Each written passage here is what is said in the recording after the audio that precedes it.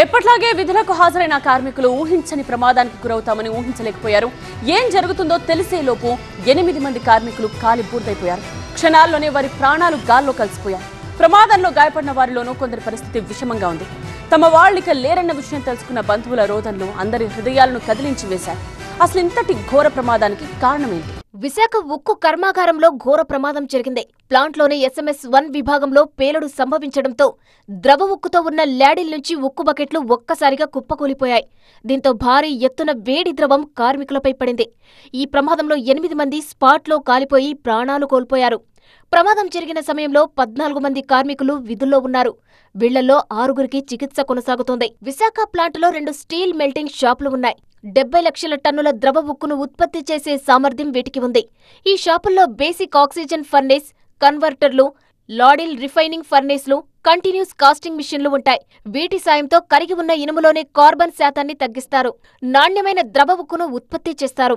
ఈ ద్రవ ఉక్కు వేడి కనీసం 1600 డిగ్రీల సెల్సియస్గా ఉంటుంది. అంత వేడి ద్రవం ఒక్కసారిగా మీద పడడంతో ఊహించని ఘోర ప్రమాదం జరిగింది. మరుగుతున్న ద్రవ ఉక్కు లాడిల్ నుంచి బకెట్ల కొద్దీ జారిపడ్డంతో 8 మంది కార్మికులు స్పాట్లోనే చనిపోయారు. ఆ ప్రాంతంలో ఉన్న విద్యుత్ కేబుళ్లు, పవర్ లైన్లు, రైల్వే ట్రాక్ మౌలిక వసతులు పూర్తిగా దెబ్బతిన్నాయి. ప్రమాదంలో భానుకుమార్, అప్పారావు, కృష్ణనాగు, ప్రభాకర్, కుమార్, రమణ, త్రినాథ్, అప్పలరాజు అనే కార్మికులు చనిపోయారు.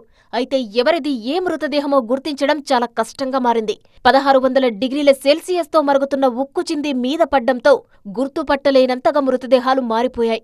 ప్రమాదంలో రావూరి మల్లికార్జునరావు, పల్లెల శ్రీనివాసరావు, అర్జున్ అప్పారావు, సత్యానంద్ బోవా, సూరిబాబు, పైడిరాజు అనే కార్మికులు గాయపడి 7 హిల్స్ మెడికవర్ ఆసుపత్రిలో చికిత్స పొందుతున్నారు. ప్రమాదం గురించి తెలిసిన వెంటనే కార్మికుల బంధువులు స్టీల్ ప్లాంట్కి వచ్చారు. వాళ్ల రోదనతో ఆ ప్రాంతమంతా విషాదంతో నిండిపోయింది. తమ వాళ్లు ఇక లేరని విషయాన్ని మృతుల కుటుంబ సభ్యులు జీర్ణించుకోలేకపోయారు.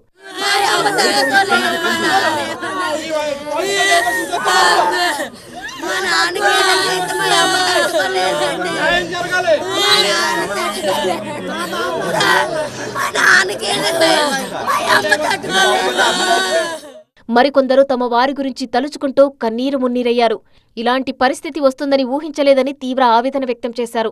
కోటి ఆశలతో ఉన్నాడు, ఎప్పుడు వస్తాడో ఇలా వచ్చిన పొంగిపోయి ఎలా వచ్చాడంటే డాడీ ఏం గమ్మలేదు కదా డాడీ మాకంటే చెప్పాలి. స్టీల్ ప్రమాదంపై దిగ్భ్రాంతి వ్యక్తం చేసిన ఏపీ సీఎం చంద్రబాబు అన్ని శాఖలు సమన్వయంతో సహాయక చర్యలు చేపట్టాలని అధికారులను ఆదేశించారు. నిన్న రాత్రి విశాఖకు చేరుకున్న కేంద్ర మంత్రి కుమారస్వామి ఘటనా స్థలాన్ని పరిశీలించారు. బాధిత కుటుంబాలను, క్షతగాత్రులను పరామర్శించారు.